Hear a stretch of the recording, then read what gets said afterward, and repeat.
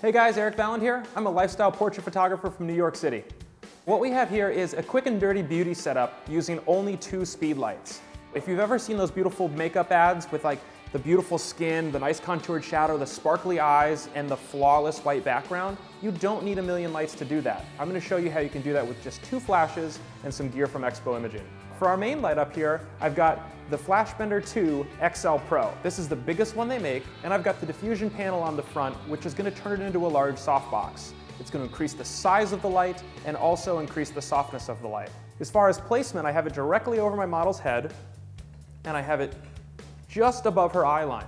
What this is going to do is create a very symmetrical shadow. So you'll see in this photo how the shadows fall straight down and really enhance and pronounce her cheekbones and underneath her chin.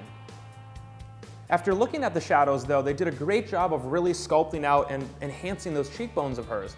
But I thought that the contrast was a little too heavy, the shadows too deep.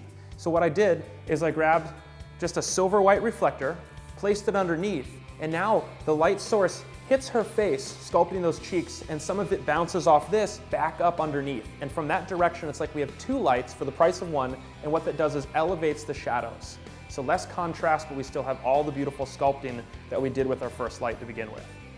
So if you look behind our model, we have a blank wall. When I see a white wall, I see a giant canvas of possibility. So what we did with our second flash is bounced it into that wall with the power so high that the wall became overexposed. That gave us that beautiful, clean, pure white background that you'd think you can only have with expensive studio strobes and a studio space of your own.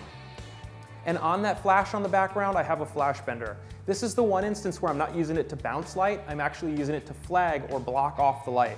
That way my light is only hitting the background, causing it to go pure white, and not spilling on my model and making distracting light wrap around her body or into her hair.